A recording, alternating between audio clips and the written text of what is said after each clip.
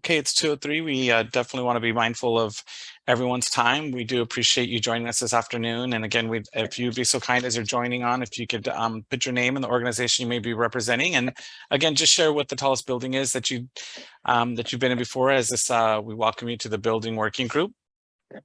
And with that, let's go ahead and get started. My name is Michael Della Rosa, and I will be opening up the workshop today, and then we'll be handing it off to the project team to carry you all through the productive discussion. Thank you again for joining us this afternoon for the Building Working Group. I do want to make a quick note that today's meeting is being recorded. Before we get into welcome remarks, I do want to say that we will be providing language translation for today's meeting. With that, I'd like to now introduce our interpreter, Giovanna. She's going to be explaining our Spanish and English language features that we will have available for the workshop today. Giovanna, can you please come off of mute and tell everyone about those features, please? Yes, good afternoon, everyone. My name is Giovanna Wormsbecker, and I'll be your Spanish interpreter during this meeting.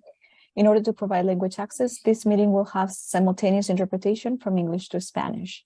Please note that the translation globe will not appear until after I've read through all language instructions. Therefore, we're asking that everyone joining us for this event, please select your preferred language to facilitate hearing presenters and participants clearly. If you're on a laptop or a desktop, you will see a globe at the bottom right of your screen. Please click on the globe that says interpretation and then select English. If you're on an iPad or a similar device, locate the three-dot menu on the upper right and select language interpretation and then select English. When it is your turn to speak, please remember to be loud and clear and speak at a moderate pace, as the interpreter will be interpreting simultaneously into the other language. Buenas tardes a todos. Me llamo Giovanna Wormsbecker y voy a ser su intérprete en español durante esta reunión. Esta reunión contará con interpretación simultánea bidireccional de inglés a español. El globo de traducción no va a aparecer hasta que se hayan leído todas las instrucciones en los dos idiomas. Por lo tanto, pedimos que todos los presentes seleccionen su idioma preferido para facilitar escuchar a los presentadores y participantes con claridad. Si está utilizando una computadora, verá un icono en la parte inferior de su pantalla a la derecha en forma de globo que dice interpretación. Haga clic ahí y seleccione español. Si está utilizando un iPad o un teléfono, localice el menú de 3 puntos que aparece arriba a la derecha, haga clic en interpretación de idiomas y elija español. Cuando sea su turno de hablar, por favor recuerde hablar con voz fuerte y clara y a un paso moderado, ya que la intérprete estará interpretando simultáneamente al otro idioma. Gracias. Thank you.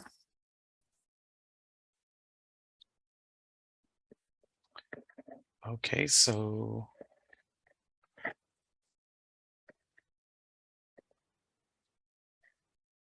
with that, we'll start. I appreciate that. Sorry about that. We had wanted to make sure that the Spanish interpretation is starting. I want to make sure that everyone can see that globe. County team, can you share with me that the county globe is showing up on your screen? It is? Okay, great. Thank you. Sorry about that, folks. Appreciate your patience. So we'll be using a variety of methods to hear from you today. You will have the same features whether you're joining from your computer or your cell. Please type in your thoughts using the chat feature. This is located at the bottom of your screen. If you are joining by cell, select the 3 dots at the lower right of your screen. If you would like to speak over the audio, please use the raise your hand option, also located at the bottom of your screen. If you are calling in, please enter *9. We will be using these two features in addition to the virtual whiteboard today. Additionally, we will pause in between our speakers to ask you questions and to hear your thoughts. The majority of our time will be focused on hearing your comments and answering your questions the best we can. Here are those same Zoom features, but from a mobile view for anyone who may be joining from their mobile device through the Zoom app. If you select more on the button taskbar in Zoom, you will see the options to chat. Select your language of choice and raise your hand to indicate you would like to speak. So again, my name is Michael Della Rosa, and I'm part of the project team that the County of San Diego Land Use and Environment Group has formed to help move forward in developing the Regional Decarbonization Framework. Today, you will hear from Mirza Baxmusa, our Program Manager for Regional Sustainability from the Land Use and Environment Group Executive Office, and Scott Anders, who is the Director of the Energy Policy Initiative Center at the University of San Diego.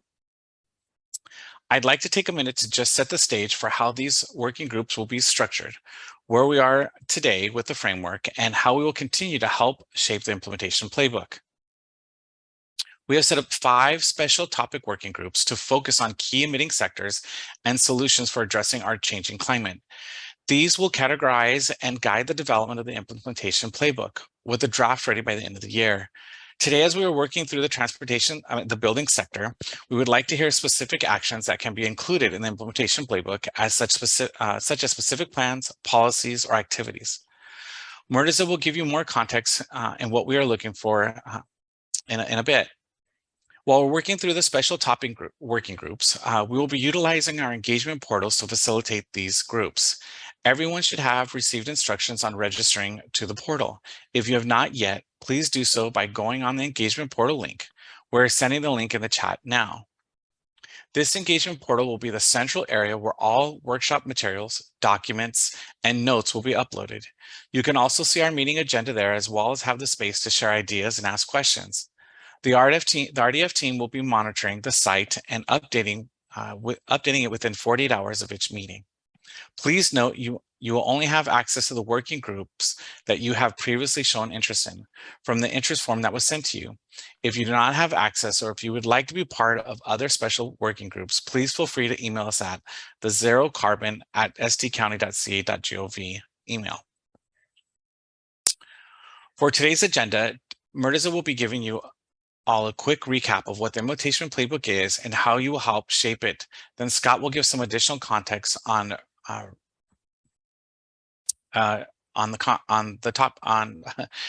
subject.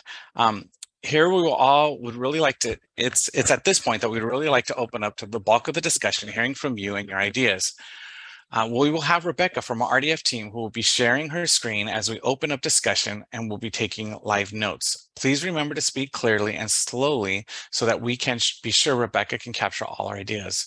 As we reach to the end, we will be opening the discussion up for any topics that may have not been discussed, and then we will close the meeting.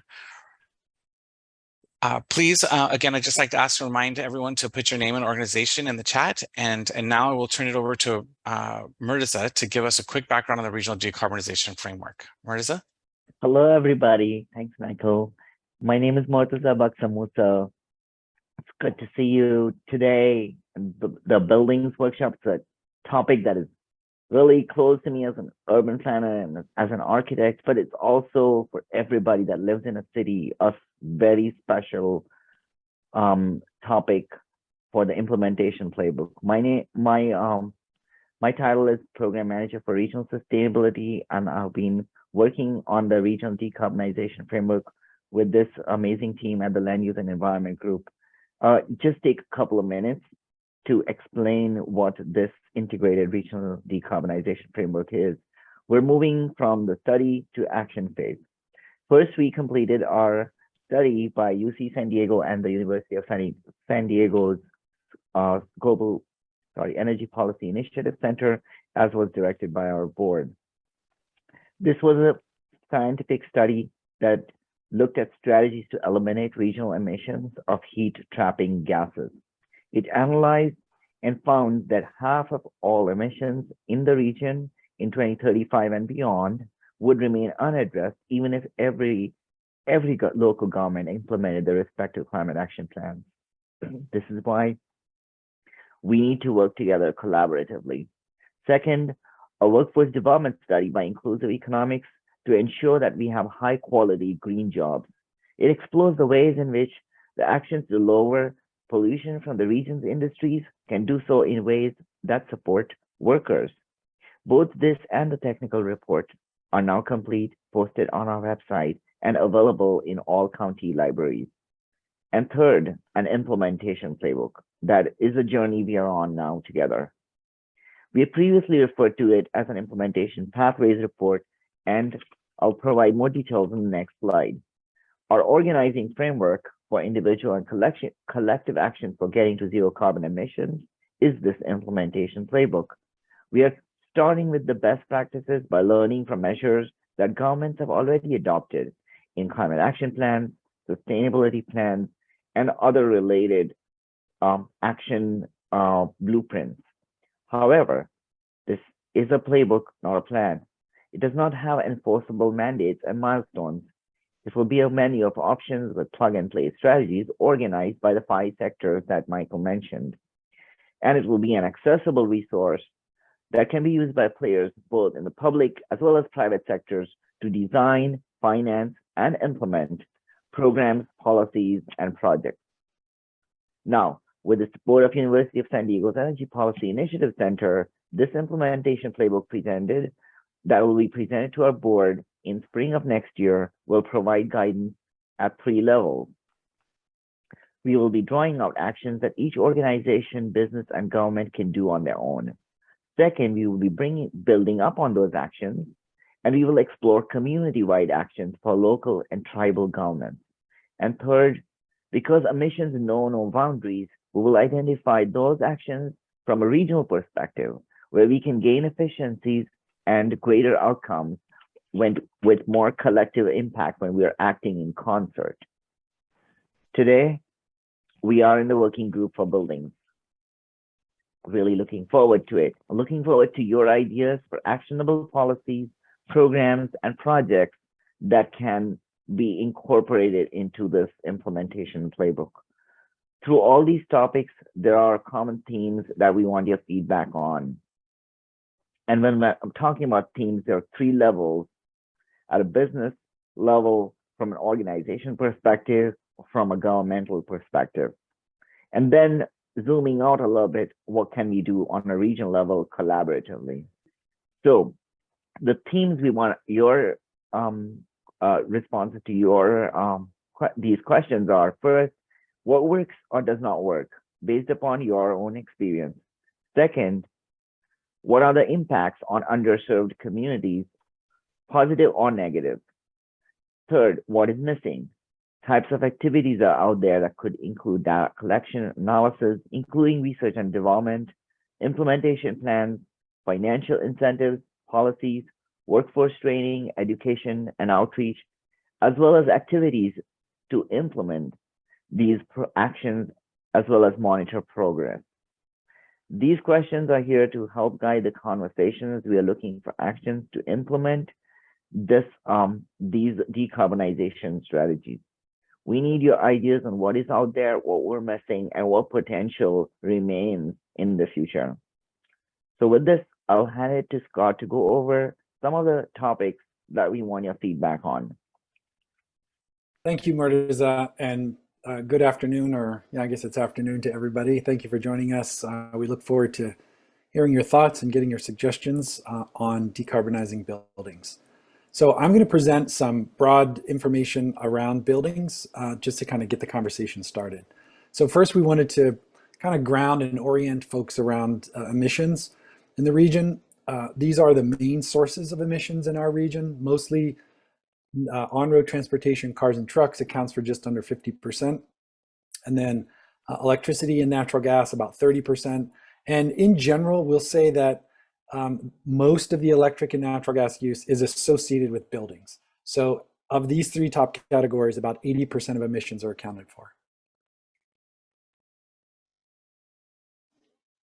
The remaining emissions are divided among numerous other categories, including industrial gases, other fuels like wood and propane, off-road transportation, which includes construction equipment, solid waste, which includes the methane emissions from organic waste and landfills, about 2%, and then many other smaller categories, which represent 1% or less of emissions. So we're going to provide just some high-level thoughts about buildings and sort of the subcategories that we're going to talk about in turn. And so these are just some overall thoughts and considerations for us to think about as we're having this conversation. So the first one is thinking about the building stock. So in general, in our region, about 1% of building stock is constructed each year. And then we know that in 2050, 80% of the buildings that will exist then already exist today. So that's an important thing to think about when we're talking about buildings, new construction versus existing. Another thing to think about is this idea of holistic action versus piecemeal approaches. And just a simple example is, you can get a new air conditioner, but if you have poor insulation and you don't have good windows, you're not going to get the same benefit from having that efficient air conditioner. Similarly, the approaches we're going to talk about here today can be combined with some things that we've talked about in some of the other working groups. So today we're going to talk about energy efficiency, electrification, but in other working groups we talked about rooftop solar, energy storage. Of course, these can all be combined into a single project. Certain solutions that we're going to talk about, or the suggestions that will come up, will affect multiple related issues, so they can be leveraged to do more than one thing. An example of that is financing or incentive programs, and having a policy that can support either new and existing buildings. So these are not just single attempts. We can actually kind of group things up and do things in a more kind of coherent approach. We've also seen, kind of just an observation, we've seen an increasing number of city ordinances in California related to building energy use. So in terms of reducing emissions, we're going to, and this kind of will become the framework of our discussion today. This is the framework that EPIC used in Chapter 8 of the technical report to look at decarbonizing buildings and some of the policy implications. So first is reducing energy use. And this is generally energy efficiency improvements, so use less energy generally. Second one is to electrify appliances and equipment. We've heard a lot about that recently, about building electrification. This includes things like heat pumps for space and water heating. And then finally, for areas that may not be able to easily be electrified, there is an option to use lower carbon fuels. So we're thinking of blending renewable hydrogen with natural gas, or biomethane captured from landfills, wastewater, or ag. So these are the three categories that we're going to talk about, and I'm going to talk about the first one and give you some background, and then we're going to go into our discussion, and then we'll come back after the discussion and do the other two in turn. So just wanted to provide some high level, again, this is just high level context for the discussion, some laws and programs around energy efficiency in this case. So Senate Bill 350 did a lot of things, but one of the things it did around building efficiency is to create a goal to double efficiency savings by 2030. And the Public Utilities Commission has been working on its energy efficiency program regulation to help achieve that goal. Title 24, many of you are familiar with this. This is California's Building Energy Code. It's on a 3-year cycle. The newest code takes effect on January of 2023. And this applies to new buildings, alterations, and additions. And historically, and continuing today, huge emphasis on energy efficiency in the building code. Title 20 is the appliance efficiency standard. I know we're talking about buildings today, but many of the things that we're going to talk about are related to appliances like water heaters or space heaters, air conditioning. So again, just a high level overview. And then again, key considerations just for energy efficiency. Energy efficiency is often considered the first fuel. A lot of people talk about efficiency first before you do other things. And so reducing the amount of energy that we need before we go on and do other things like electrify or add rooftop solar is often seen as kind of a cornerstone of how we should proceed here. And historically, California has had a robust energy efficiency, it has a history of robust energy efficiency policies and programs since like the late 70s. We talked about this before, but Title 24 covers new construction, alterations, and additions. So, again, new builds accounts for, again, roughly about 1%. We don't have really good numbers on alterations and additions, but there's some percentage higher. But again, we know that the big challenge, and it's been the challenge historically, is existing buildings. So just a couple examples of actions in the buckets that Murtaza talked about. So from the organizational perspective, we've seen, and it's pretty common for buildings or building owners to conduct audits to identify opportunities to improve energy efficiency. And then based on that, to implement projects like lighting, HVAC, pumping, and other kinds of energy efficiency improvements.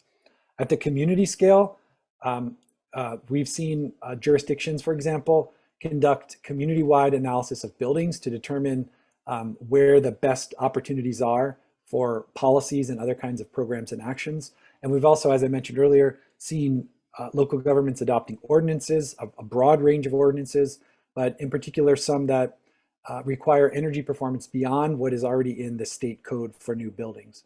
At the region level, an example would be a program that provides technical and other support to local jurisdictions to develop energy efficiency ordinances. So again, just a high-level examples or a few examples of the kinds of things we want to talk about today, looking for kind of specific actions that can be taken at each scale that's represented here. So with that, I'll turn it back to Murtaza. Thank you, Scott. That was the overview of increasing building efficiency, for which we want your ideas for action. You can put it in the chat or raise your hand so that I can call you on the audio. Now, as Rebecca puts up a mural, we're going to use this tool to be able to capture all your notes. Also, it'll help us in preparing the implementation playbook document. So as she's putting up this mural, I want you to think of this question. What actions can governments, businesses, and individuals do to increase energy efficiency in buildings? Now, what we did was we took these 3 key topics that Scott put up, and then in the end, we'll have an open discussion. So if there's anything that is not within these 3 topics, we have a bike rack on the side that Rebecca can put your thoughts on. So let's see. As you are, just wait for a minute for you all to compose your thoughts. Jamal is asking if we're talking about residential or commercial or both. And in this, the way we've organized all of these, we're really we're looking at buildings as a whole entire sector. So that includes both commercial and residential, also includes municipal or governmental facilities.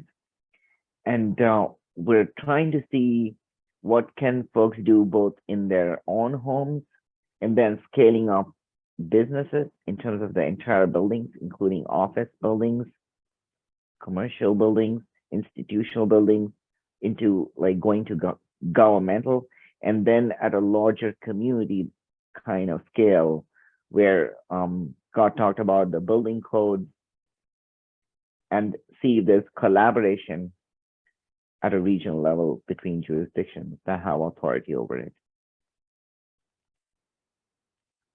Okay, any other questions, thoughts?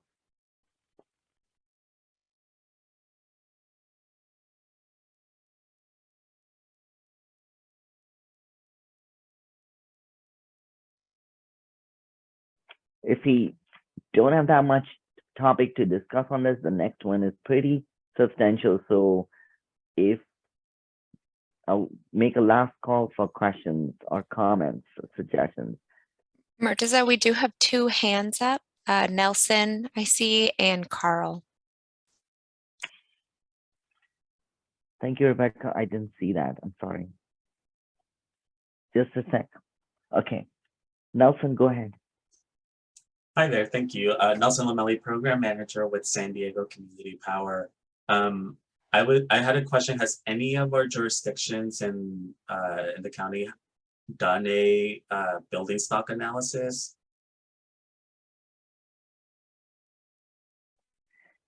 I'll just let my team, especially if Elise can think over what we did for our buildings analysis for the regional decarbonization framework. As we're thinking through, I think that in terms of the stock itself, there's components there in terms of to what extent we can do both commercial and residential electrification and the existing buildings and appliances. So we did do some amount of analysis within the building sector itself. So let me see if Elise wants to come on and describe that. Yeah, sure. So the authors who wrote the building chapter in the technical report took kind of publicly available data and split the buildings into either residential or commercial. And then within those, they looked at the types of residential, for example, single family homes or apartments, and then the types of commercial, of which there were many. But it wasn't a building stock analysis per se, in that they didn't look at any other finer details about the buildings, for instance, age or if they had solar panels on them or not. So those kind of finer details were not included. Got it. Thank you. Thank you, Nelson. Would you recommend? Is that a suggestion that we should do one?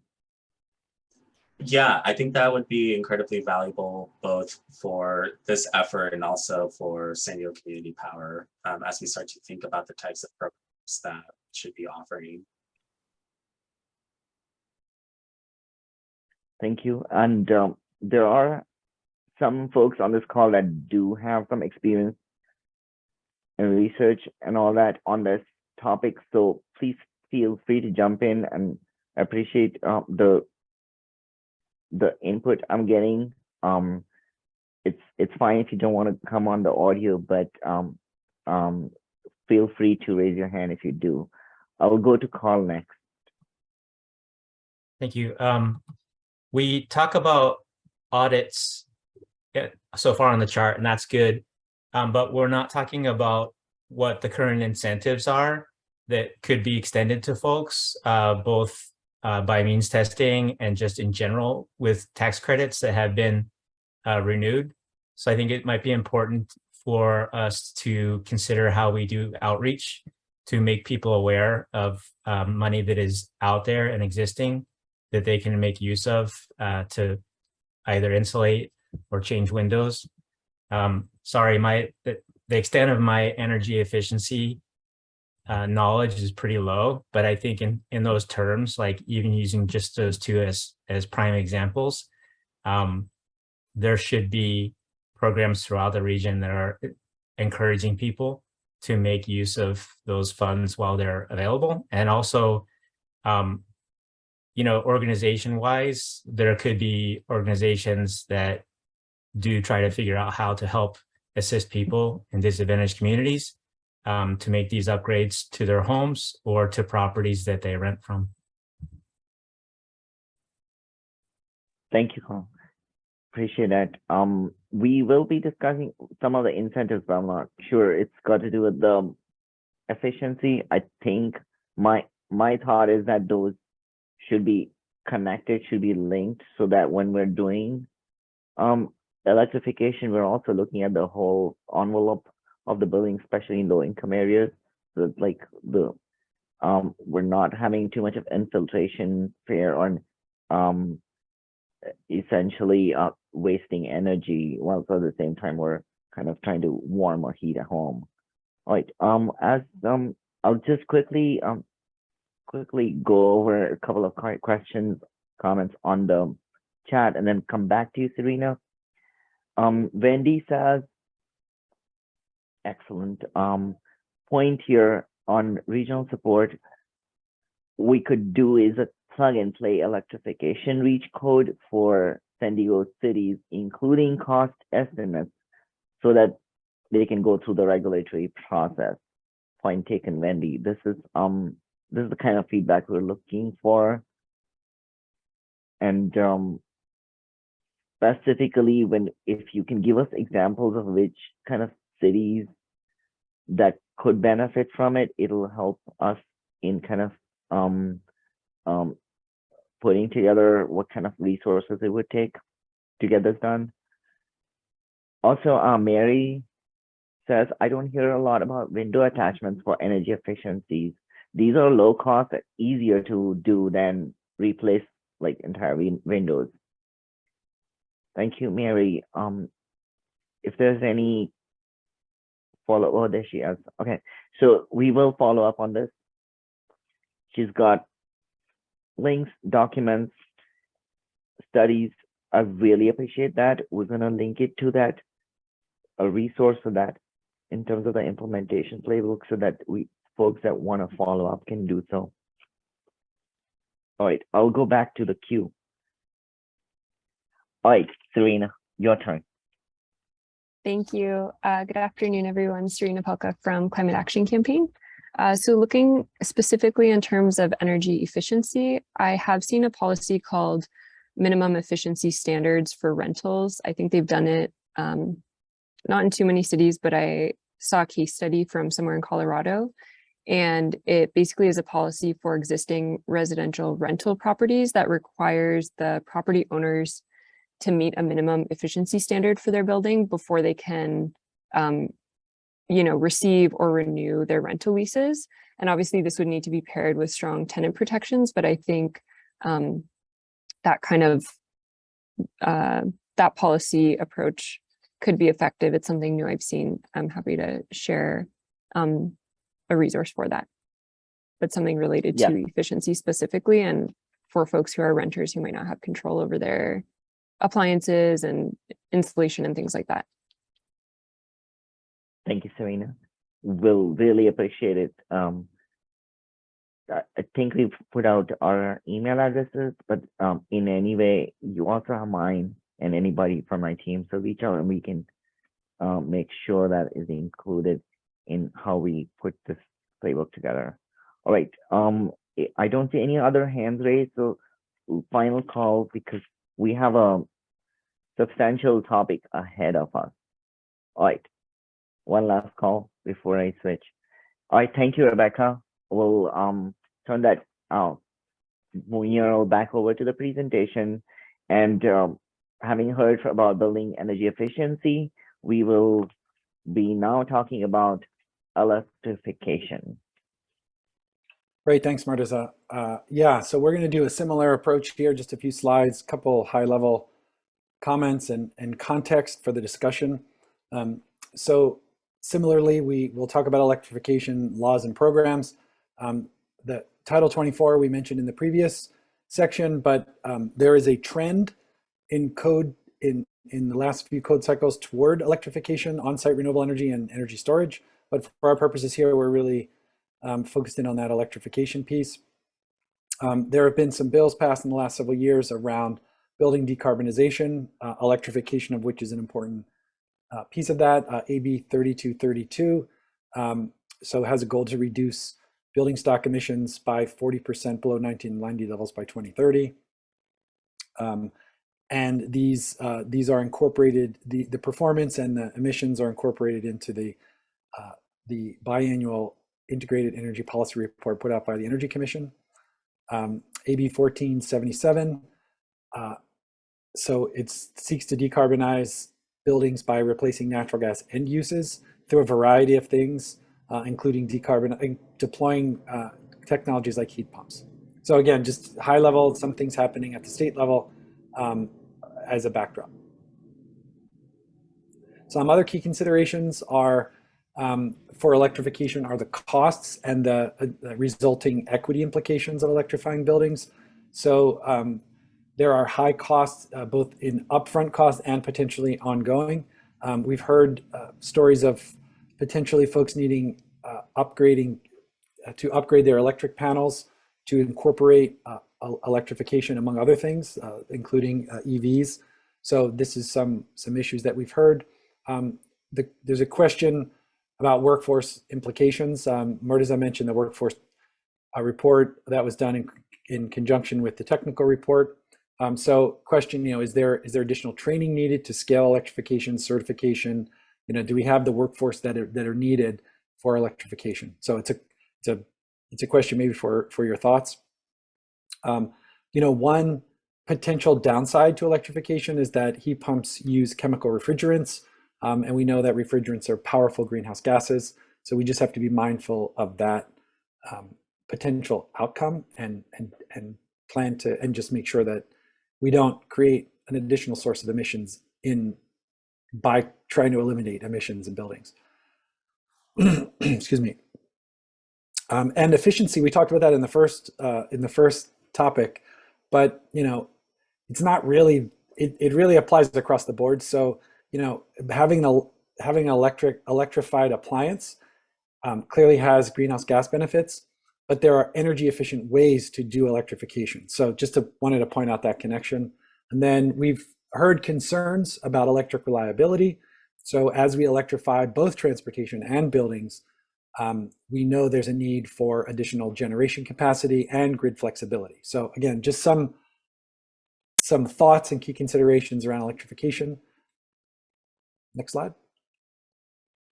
So just some examples, similar, you're going to see a pattern here. We're going to be kind of doing the same thing for each of these three categories.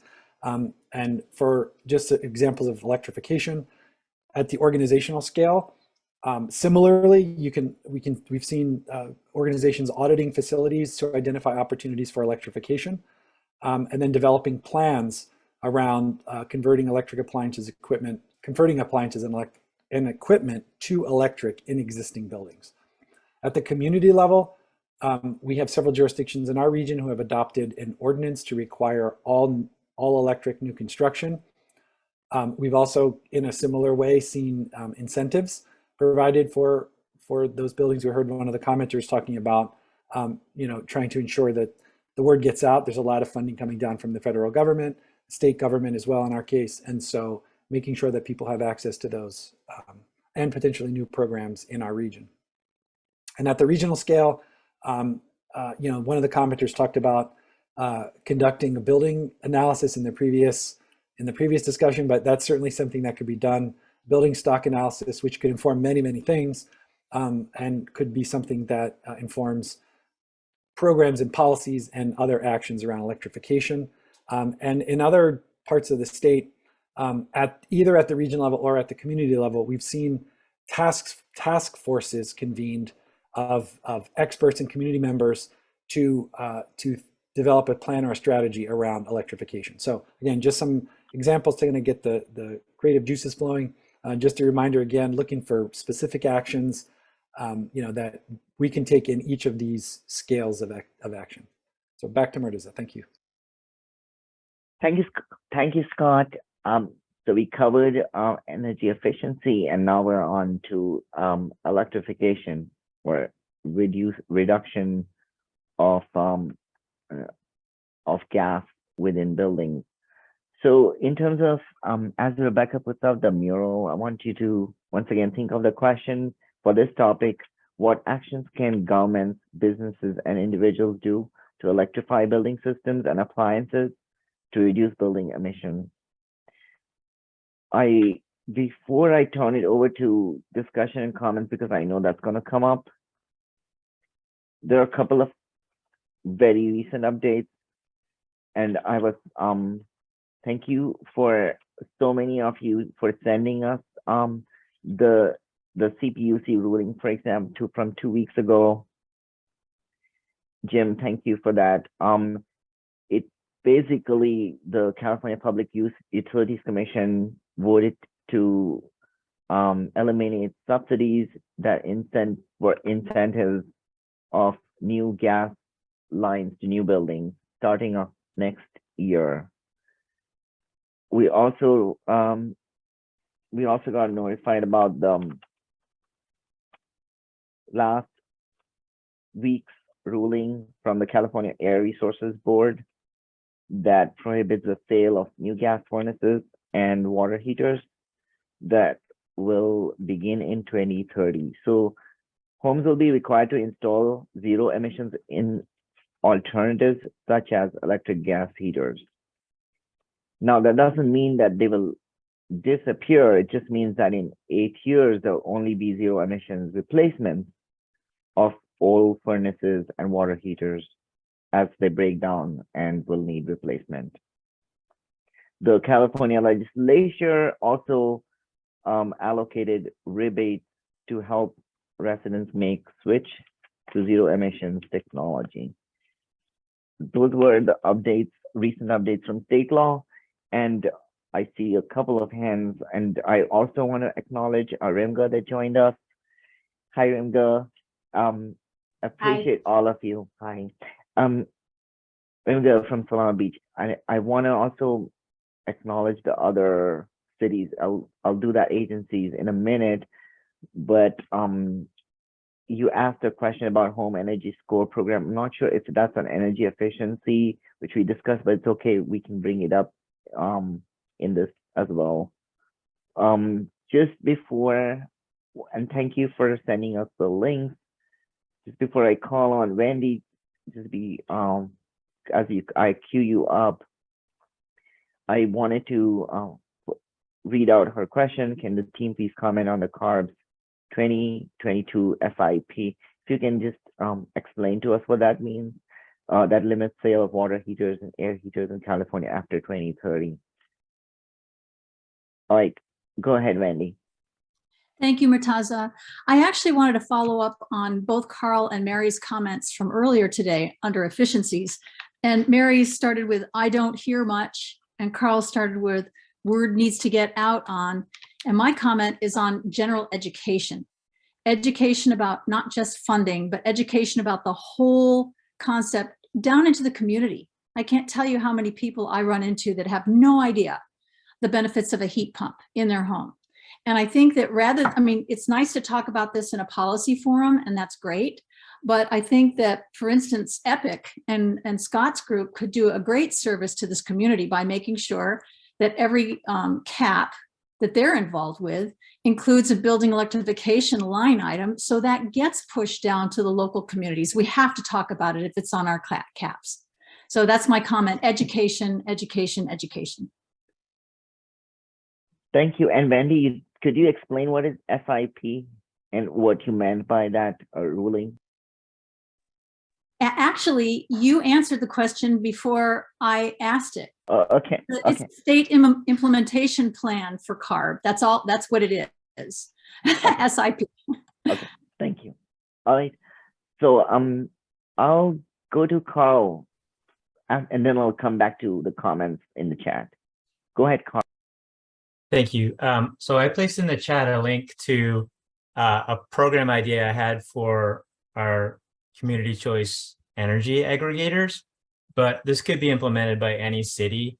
And the concept is this, that folks do not know how to replace gas appliances with electric appliances.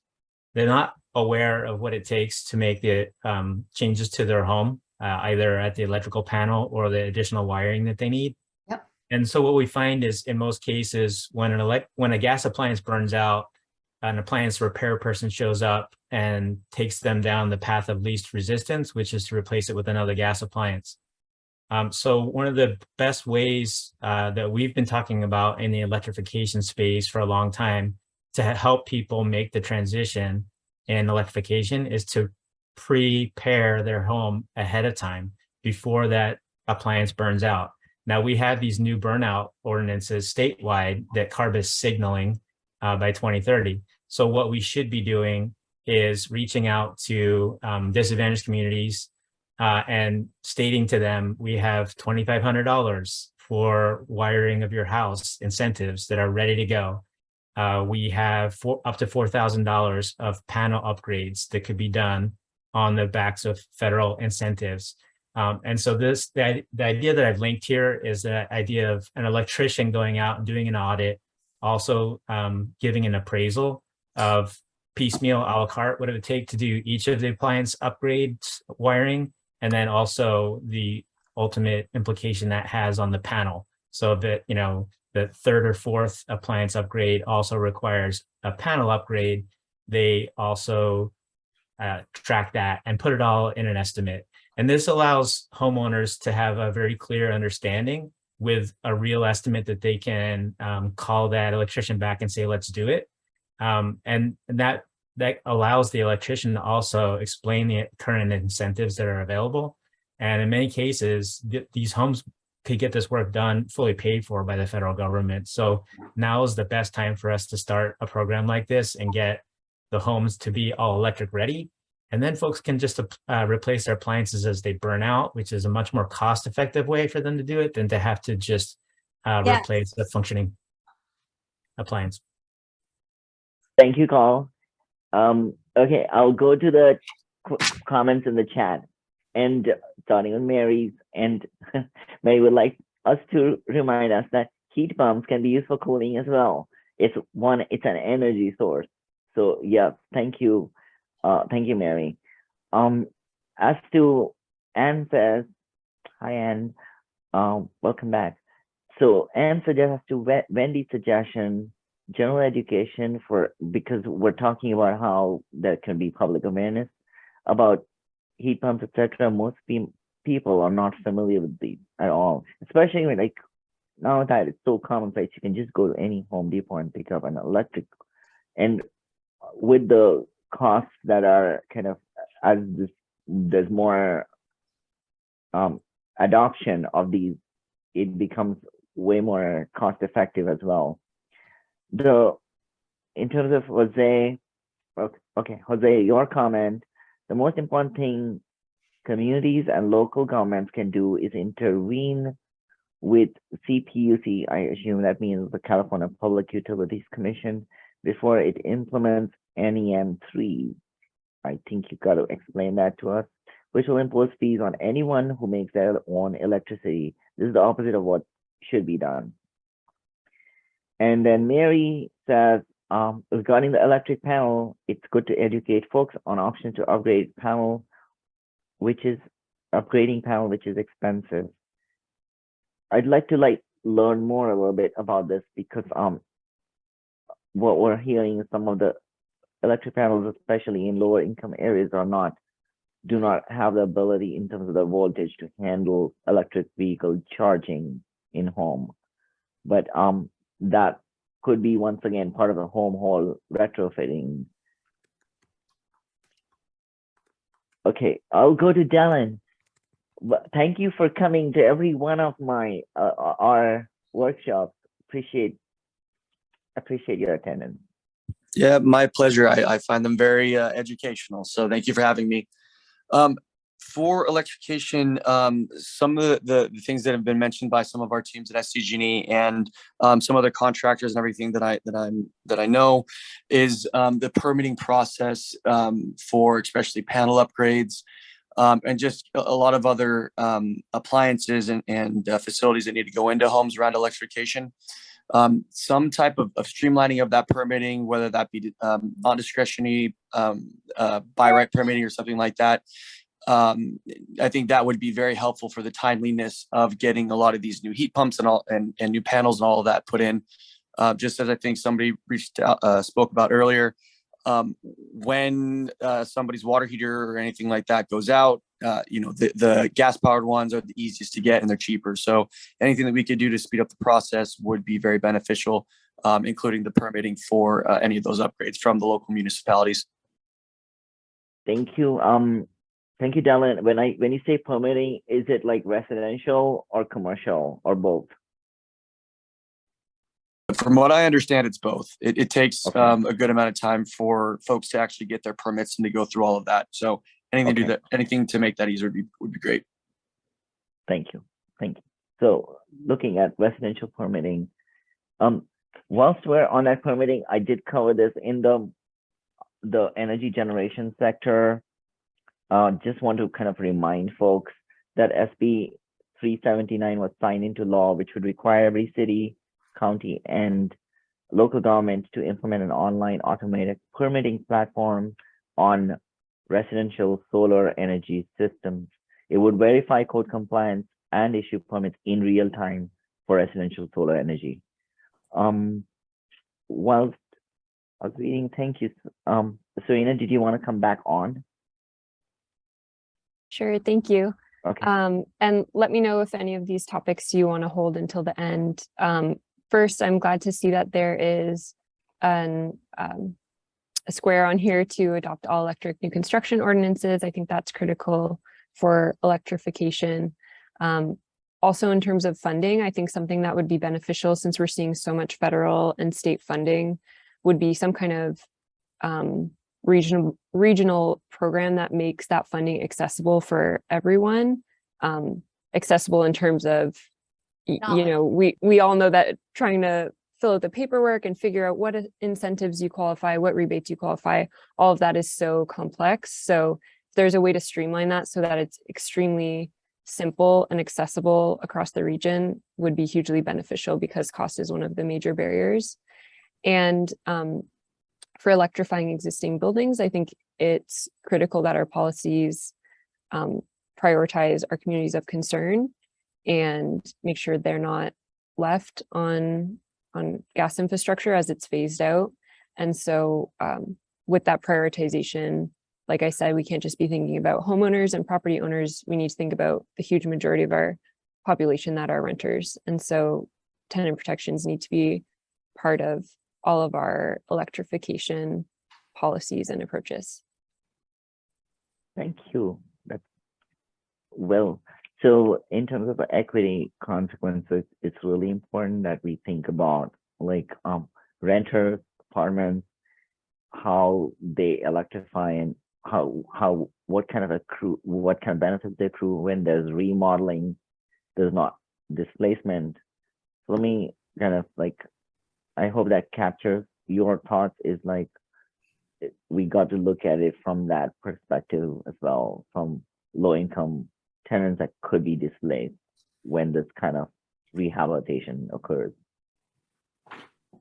Right. And I'll add one other point sure. too, that this electrification is incredibly beneficial for all of our communities because of the public health benefits. So that can help reduce some of the disproportionate pollution burden that our communities of concern face. So I think that's another, a huge win. I know the questions at the beginning was like, what are some of the adverse impacts and what are some of the benefits? And I think those public health benefits have so many trickle down benefits in terms of like financial burdens, paying for healthcare, and so many other things. So thank you Sam. So we should just separate box is the health impacts, for example, of burning a gas stove in a kind of a constrained environment, and then the larger public health impacts, for example, ozone. I believe that the Air Resources Board used that justification, especially and for both ozone and nitrogen dioxide and other gases that are emitted, its concentration in disadvantaged communities. All right. I'll have it coming to you, and in a second, read Jose's comment here. Perhaps education needs to start in the school system. And Jose says his experience is that most homeowners do not know the difference between power and energy. Interesting. Okay, so Nelson says that an ordinance requiring all electric in replacement alterations and addition. I assume you mean like a code, a building ordinance that is standard across the region. And then Wendy says, visit building electrification. Thank you, Wendy. If you can put your website in there for information about the benefits of building electric. Oh, there it is, sdbc.org. Okay, thank you. Okay, all right, and I'll come. I think this is the last comment on this one, and then we'll move over to low carbon fuels. Okay, I was going to make about the same comment that Nelson made. Only 1% of the building stock is new, but a lot of homes undergo major remodels and major additions, renovations. And so including those in the new building ordinances would greatly expand the use of heat pumps and other electric appliances. Thank you, Anne. Increase. Okay, that's a great point that's often overlooked when we go as homeowners in terms of the benefits. Yep. Solana Beach actually did that. Rimgo led the charge on that. That's in their ordinance. Hi, Rimgo. All right. So Nelson also said that particularly with regard to apartment renters, when an appliance breaks, a suggestion that he has is to incentivize building owners, I guess he means apartment owners, to go electric instead of choosing the cheapest option. Okay. Dylan, did you want to, is that a legacy hand, or did you want to talk on this topic? Because I was going to close down on this topic and move to low carbon fuels. Legacy hand, sorry. Okay, no problem. I'll just read off Serena's comment and then we'll turn over. So Serena says, and now with the IR, which is the Inflation Reduction Act, which is the federal law that is going to fund a lot of our climate investments, particularly tax credits. So sorry, Serena's saying that with IRA funding and other funds, electric appliances can end up being the most affordable option as well. Right, as in terms of a learning curve, the experience, the more production occurs, the more adoption occurs, the more it becomes to scale. It becomes more affordable, but also affordable not just to buy, but also to maintain, right? If things go wrong in terms of getting warranties and getting repair people, electricians get more acclimatized, they get the workforce training. All right. Rebecca is making a note. I'll just transition in a second to let you know that if she can't capture all the notes, she will capture them. We are recording this, so just in case we missed something, don't worry. We're hearing it. We're noting it. Okay, so with that, thank you, Rebecca, for putting up that mural. We have heard about building electrification. As I said, follow up with me or our team, email us, call us. We're available. We're going to come to your group, present. If your members need to hear from us, we are available.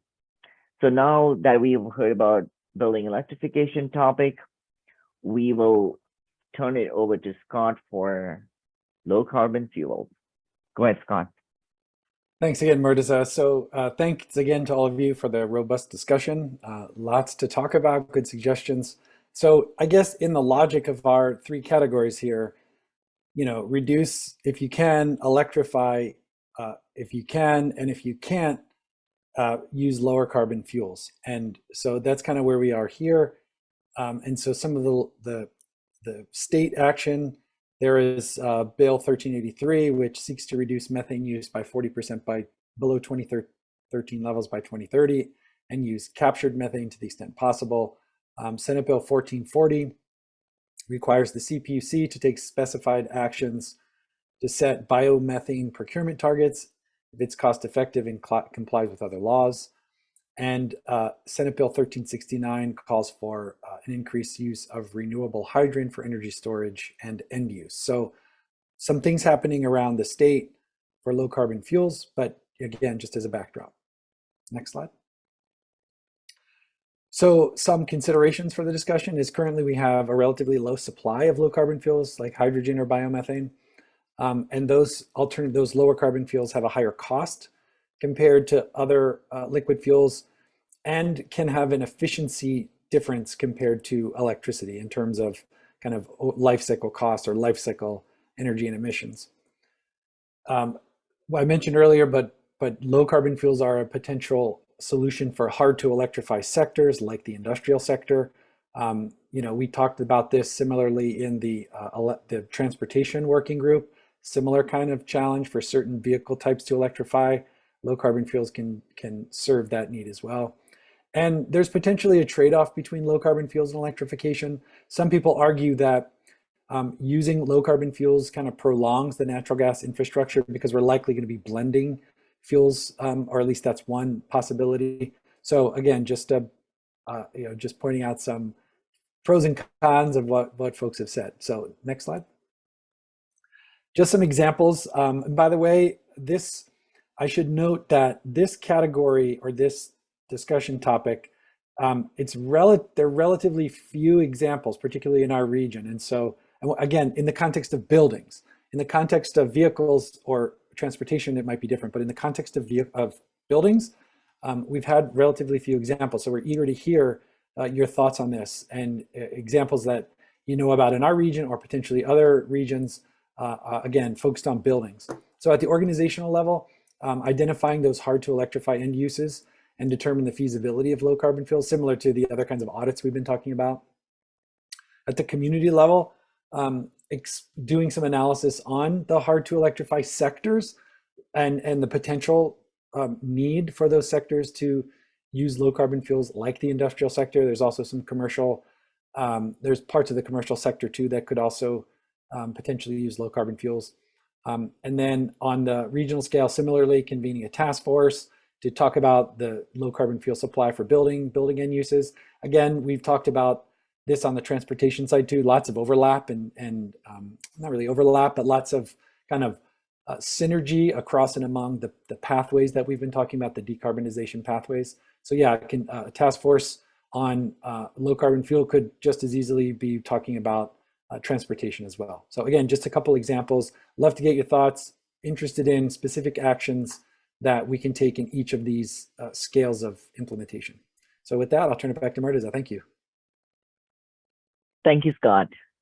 So this being the last topic of our discussion, if there's anything that we've not covered, I'll open it up after we finish this topic.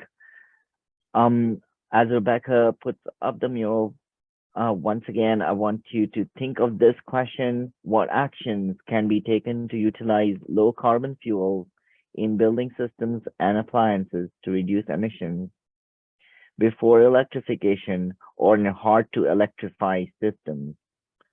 Think about it from different perspectives, from individuals, from governments, institutions, businesses, and then on a regional scale of what we can do collaboratively. These are all interconnected levels. We understand that. It's really about how do we learn from each other's experiences and then adopt it to scale so that it becomes economically feasible for most of us to move in that direction in the region. We will be using this mural tool, as I explained before, to receive your feedback once again. And Rebecca has these organized in these three categories that I mentioned. I want to kind of remind us the themes we're looking for is your experience, what has worked or what has not worked.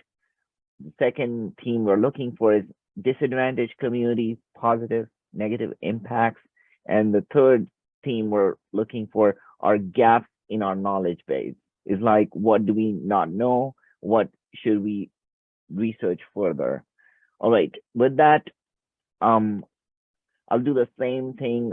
I'll go over some of the comments, questions in the chat, and then I'll call on folks who have their hands raised. So just starting with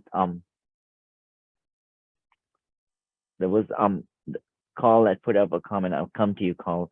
A regional option is for the city or county to make an ordinance that mandates decarbonization of commercial buildings in San Francisco had done. Nelson says that make all electric appliances the cheapest option by imposing fees or permitting hurdles for gas appliances, and says that hopefully people will not try to save pennies by getting less efficient electric appliances, then we will lose on the energy efficiency end. Jose says that hydrogen for heating is a very poor idea. Wendy says that today almost all hydrogen is produced using methane gas and increases climate warming emissions. This is also called blue hydrogen, which is produced from methane, often from landfills. Blending hydrogen with natural gas is highly inefficient, and only low blends of hydrogen can be tolerated in current systems and appliances. Using renewable energy to produce green hydrogen from water electrolysis, which is, so when he's talking about the blue hydrogen and green hydrogen, if you can come on and talk on the audio, it would be good if you can explain that. Serena says, I agree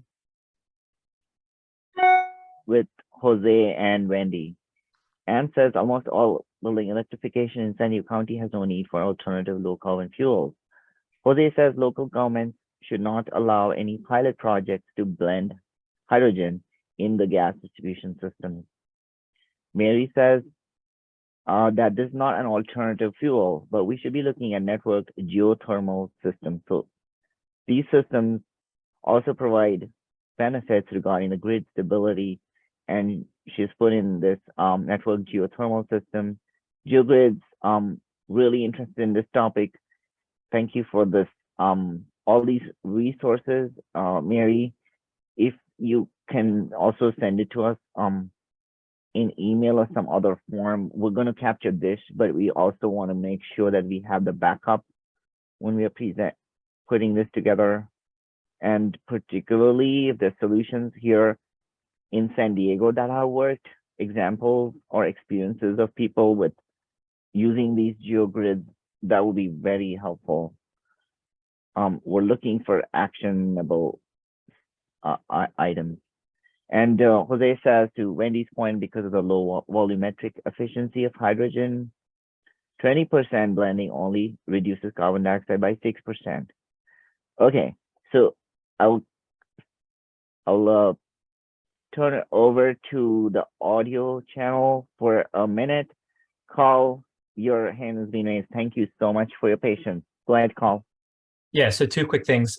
Recently, San Diego Gas and Electric and UCSD have entered into a pilot project that I think Jose was maybe referring to.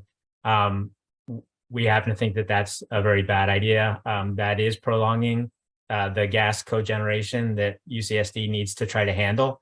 And so by putting in a new pilot project of using renewable energy to create green hydrogen to just blend is a false solution. And I think that we should all push back very hard on that concept. The other thing that I wanted to mention was, and although Sierra Club doesn't have a stance on network geothermal yet, the past history of sharing around district heating was done before we had efficient ways to heat individual buildings. But it's not a very efficient way of sharing around heat to move it through underground piping. So again, Sierra Club doesn't have a stance on this yet, but I'm very skeptical that there are actually fantastic uses for this that are excessively efficient compared to electrification. So I just think that's an important risk we need to look at for district heating. Thank you, Carl. If you have any information or studies on this, district heating being kind of a little bit outdated, maybe it's relevant to the East Coast and not on the West Coast. But if there's anybody having experience on the West Coast or particularly in San Diego, we would like to hear. Okay, all right. I see Serena's hand is raised. Go ahead, Serena. Hi again. I want to echo everyone's comments in the chat, just kind of debunking hydrogen as a solution for our buildings. And I think when we look at its use in buildings specifically, and then especially in San Diego, as was kind of mentioned in the presentation, there are so few sectors and areas that require that, particularly in our region and in buildings. It's just not a scalable solution. And so we have the scalable solution, which is electrification. So to spend time and a ton of money to explore this when hydrogen also has a lot of public safety issues, since it is blended with methane, it would continue to have those detrimental impacts. And then also it can be a lot more explosive, just the makeup of hydrogen. So it would still require all new appliances in our homes and buildings. So it's just not a scalable, proven method for buildings. And I think focusing on electrification is a way more efficient approach.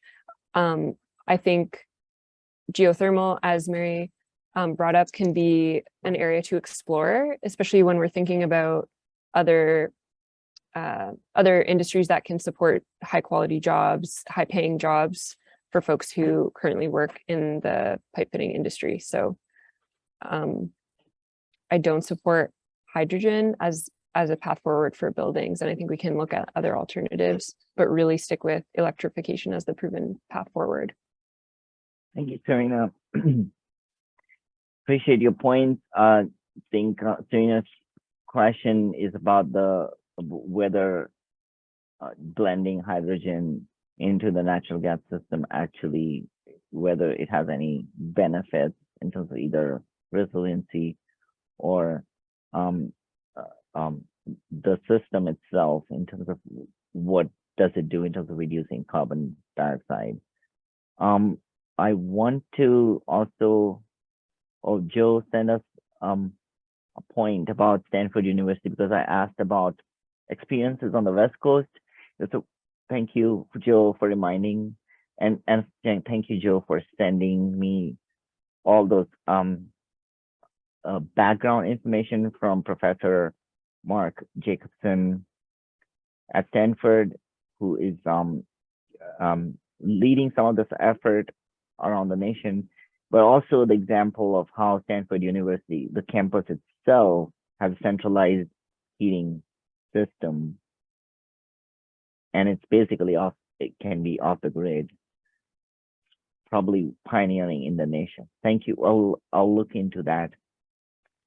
Okay, Nilmini, SDG&E had a district heating system downtown San Diego, delivering steam.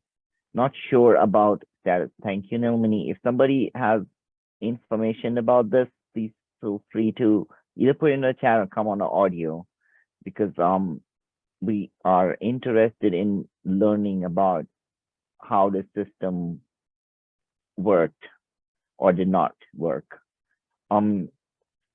Wendy has resource about how, in terms of the hydrogen, the limitations of hydrogen in terms of its impact on climate change.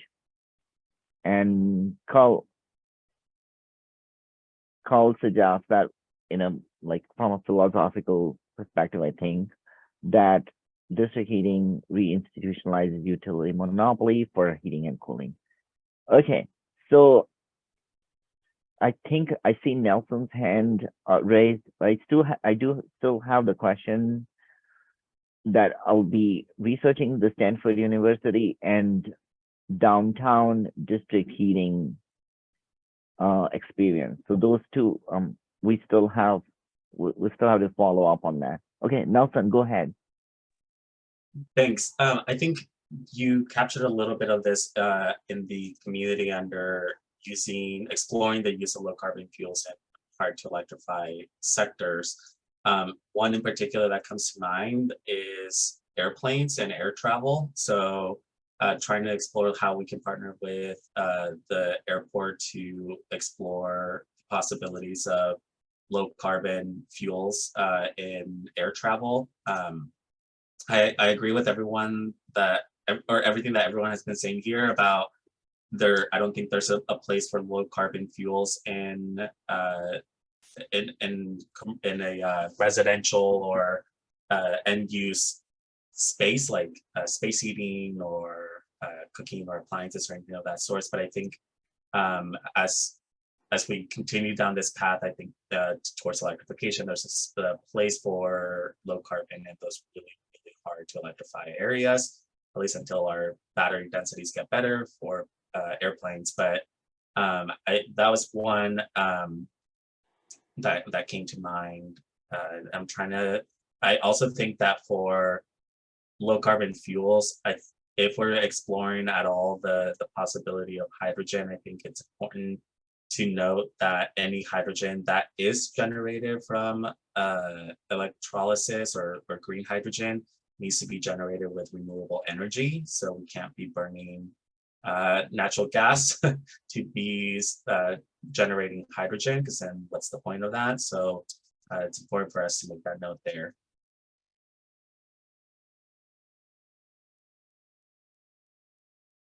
Thank you, Nelson. And just a kind of a quick reminder here, we're looking for actions, we're looking for experiences. If there's any other folks that have not spoken yet, you want to tell us about your experiences with low carbon fuels, we're welcome to either put in the chat, come on the audio, send us an email, call us. We want to hear from you. We want to make sure that your experience is captured in how this is shaped this book. So whilst I'm reading a couple more chat comments, if there's nobody else coming on, we will be switching to the open discussion phase of this.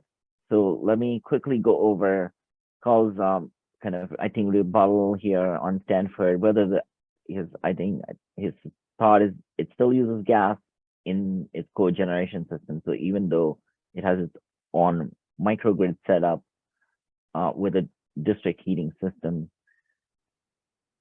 Serena says that less than 1% of hydrogen produced currently is green hydrogen. So once again, the green hydrogen is produced by electrolysis. The blue hydrogen is from the methane, which I think Serena had mentioned in the past, does not reduce the carbon footprint much. Now, Nomini has sent us a link about the chilled water district cooling downtown. So she answered her own question, but thank you so much, Nomini, for that information. You're part of that team. We're gonna use it to think about what the experience has been in terms of district heating. In this case, it looks like cooling. All right, that concludes this topic, unless there's anybody else that has anything else to say. No? Okay. Thank you, Rebecca. We moved to instead of calling it the parking lot, we call it the bike rack. Let's have a low carbon impact. Okay, any other topic related to buildings that we've not covered today, because we couldn't cover all the topics that will be in the playbook, or that you think you want to just talk about? This is the time to do that. Once again, I'll be calling you on audio if you raise your hand, and if you are feeling not coming on audio, feel free to chat, message, and email us. All right, Joe, is that your legacy hand or is this new? New hand. No? New? Okay, go ahead. Thank you, Murtaza. I, a few months ago, attended a webinar conducted by Amory Lovins from his home in Colorado. He lives at, I think it's 8,200 feet of elevation, and the temperature ranges from -60 to probably 90 degrees or some such thing. He has now for apparently decades grown bananas in his home. Literally has banana forest, and he has no heating or cooling system in his home. And when he built it, he said the insulation used, which is obviously extraordinary, did not cost any more than not having a heating and cooling system. In other words, the heating and cooling system offset the cost of his design and installation. In Europe, there's a whole lot of buildings that use passive house technology, which is, I think, on the theme of what Amory is doing. We can literally have buildings that maintain delightful environments, temperature-wise and so forth, without heating or cooling. Wonder if it makes sense to pursue passive house standards and the kinds of design features that Amory has put into his home as part of, well, A, good practice, and B, possible regulations or standards that we could use going forward sometime as we try to move toward more energy efficient structures. Thank you, Joe. We appreciate that. My undergrad education in architecture and studying a student of history, that's how it used to be for centuries, passive ways of heating and cooling. I think this is about not just house standards, but also building standards, and they could even complement some of our existing heating and cooling systems in terms of how we locate buildings, how the building lowers functions, the fenestration, orientation, shading, all that. Okay, thank you so much, Joe. Appreciate that. And with that, Rimga, go ahead. Hello, sorry I joined the party late. I just want to second the ideas about incorporating more passive options. I did have a friend who was in that business in New York City retrofitting those townhomes, and they did an infrared picture from outside in the winter, and all of the homes were emitting so much energy that was getting through the heat. And the homes they retrofitted, there was no red color at all because it was just so well insulated. They just have a good ventilation system. But I wanted, since I missed the beginning, I saw a couple of comments about the home energy scores. And when we were talking about regional actions and what the region can do, if the region can figure out how to capture that funding coming down, in the Bay Area, the Bay Ren, they have home energy score raters that work all around the regions. They started out in Berkeley, but they spread through other parts of the San Francisco Bay Area. And they retrain people who do like home evaluations or this. And it was developed by the US Department of Energy. And it's an actual certification system for people to become raters.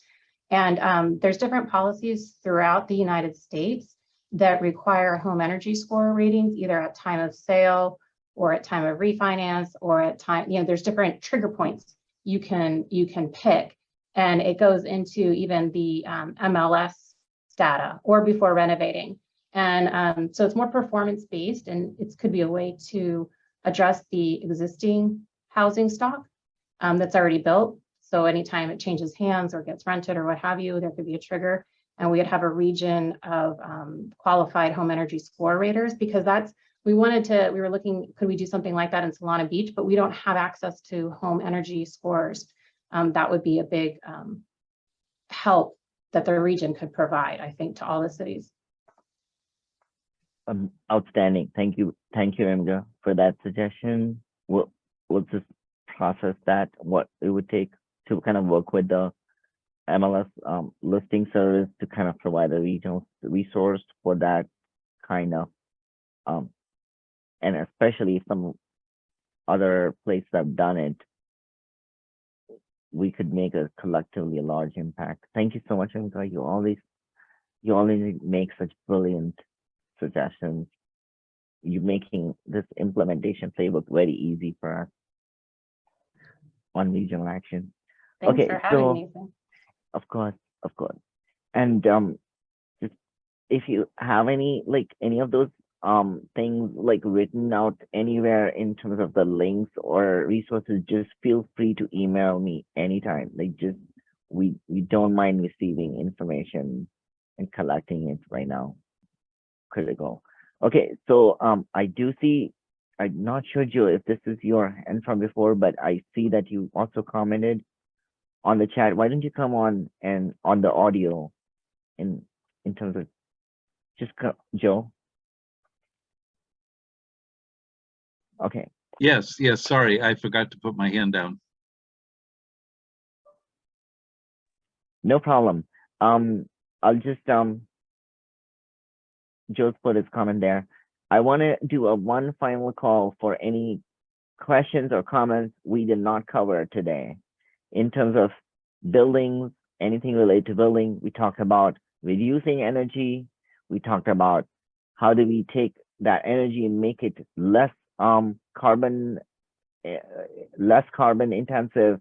And then finally, we talked about if you can make it completely carbon neutral, can you make it partially carbon neutral using low impact fuels? So those were kind of like the flow of today's questions. If there's any other comments or questions. Okay, go ahead, Serena. Thank you. I just wanted to add one thing and then ask one last question. So one thing we didn't talk about too much today was electrifying like municipal buildings or county owned and operated buildings. And I know the county has their zero carbon portfolio plan.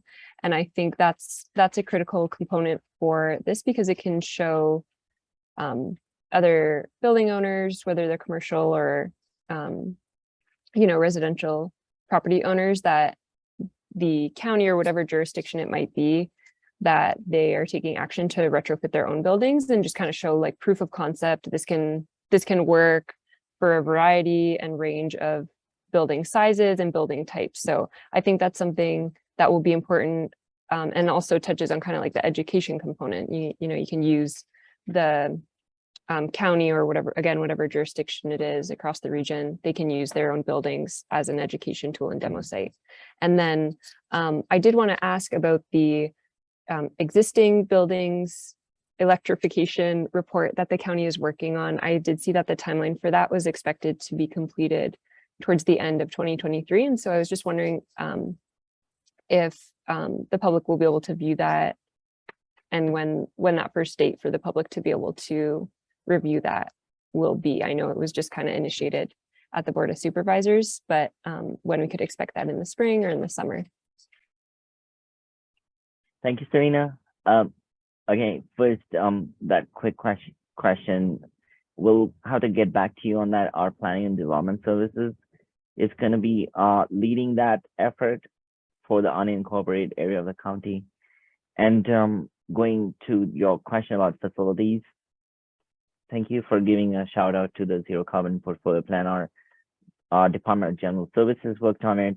We put it out there. Now, I think that many other cities have made such commitments. We need to all be rowing together. We need to look at our, as you said, lead by example in many ways to show that these kind of transitions are possible, and also to look at the economics of it to see what the costs are, whether these appliances, especially for old buildings, how does it transition, what's the impact on the workforce.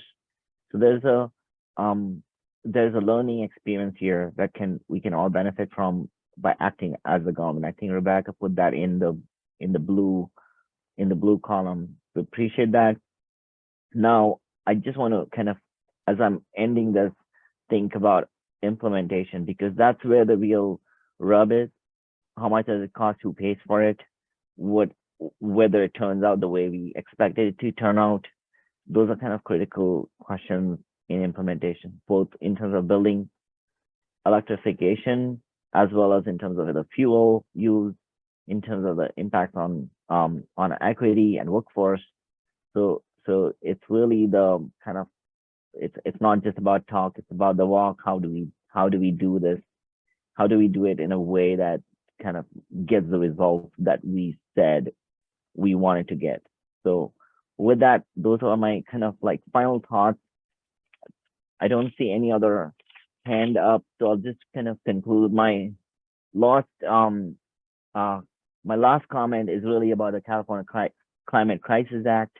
And I want to remind us all that it will establish clear, legally binding, and achievable goals. So come 1st of January of 2023, California will have this 2045 goal for for carbon neutrality and 85% emissions reduction target as part of that goal that we will all be working towards achieving. And we as a region will have a better chance of achieving that when we are working collaboratively with the public and the private sector together. All right, with that, I will turn it back to Michael to finish this off. Thanks, Marta. Thanks again for everyone for joining us. We know that it's a long afternoon. Hopefully you found it very interesting and productive conversation. Just real quick, just a few notes. We will be posting all the notes for the workshops and the recording on the special topic working group. So please be sure to check back for that material and those resources. If you think of any other additional activities or programs, please use the engagement site to share your ideas or send us an email so we can take a look. And then lastly, we just want to make you aware that the next buildings workshop is going to be on November 1st. So please be sure to register and attend that one. And then additionally, our next special working group special topic working group will be held Tuesday, October 4th on the land use and natural climate solutions. So with that, we will close out. We appreciate everyone's participation.